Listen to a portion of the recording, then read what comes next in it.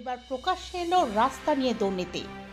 অফিসিয়ালিভাবে রাস্তা তৈরি হয়ে গেলেও বাস্তবে রাস্তা তৈরি হয়নি জানিয়ে ক্ষোভ প্রকাশ করেছেন স্থানীয়রা।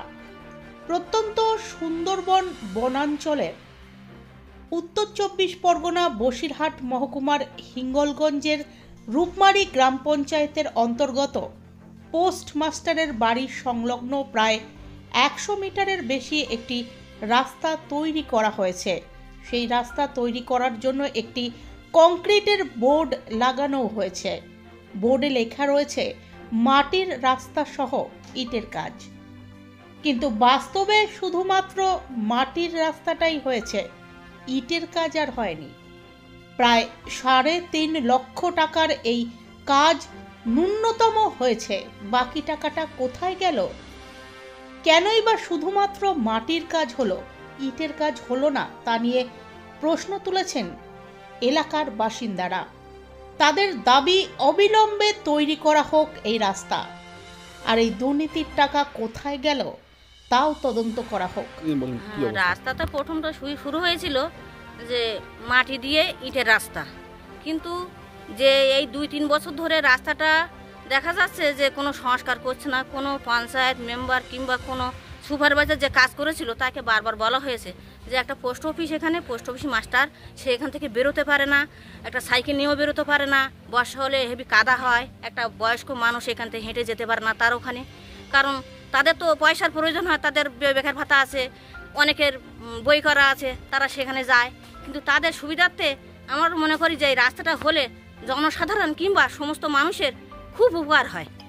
লেখা আছে এবং বাস্তবে মানে কি অবস্থা আছে?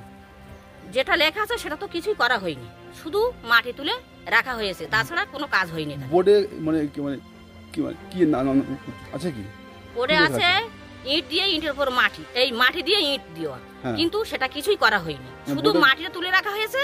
তারপরে কাজটা বন্ধ হয়ে গেছে। তারপরে এই 3 বছর তো আয়লাটালা চলে গেল। এরপরে এই রাস্তাটার জন্য ওরা বারবার, কিংবা আমাদের এই 3টে ফ্যামিলি, এখানে 4টে ফ্যামিলি, সেখানে বারবার জানানো হচ্ছে যে এই রাস্তাটা হোক, জনসাধারণ হাঁটতে পারবে, কিংবা ওই যে মানুষটা একটা কাজ করে সেও বেরোতে পারছে না, বর্ষা হলেই সেটা সাইকেল নিয়েও বেরোতে পারে না, কোনো কিছুই হয়নি। সেই অনুপাতে শুধু মাটিটা ফেলা আছে, ইটের ইটও হয়নি। এর জন্য আমরা তদন্ত চাইছি। আপনার নাম? এশা মণ্ডল। রাস্তাটা হওয়ার কথা ছিল ইট ফেলে ঢালাই রাস্তা হওয়ার কথা, কিন্তু মাটির কাজ হয়ে রাস্তাটা দীর্ঘ এই 3-4 বছর হচ্ছে পড়ে আছে, রাস্তাটার কোনো কাজ হয়নি।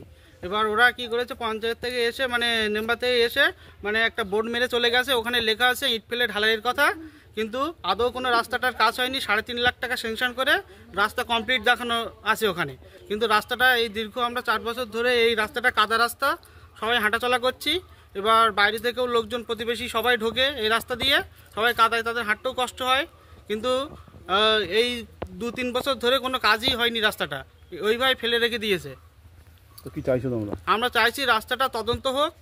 মেম্বার রাস্তাটা কোথায় গেল, মেম্বাররা তো জিজ্ঞাসা করলে বলে যে রাস্তাটা টেন্ডার হয়ে গেছে, ইটের টেন্ডার হয়ে গেছে, কিন্তু এই 4 বছর ধরে একটা জিনিস টেন্ডার কি করে হয়ে থাকে? ওরা তো রাস্তার কোনো রকম কোনো কাজ করেনি। তোমার নাম? আমার নাম সাংনিং মণ্ডল।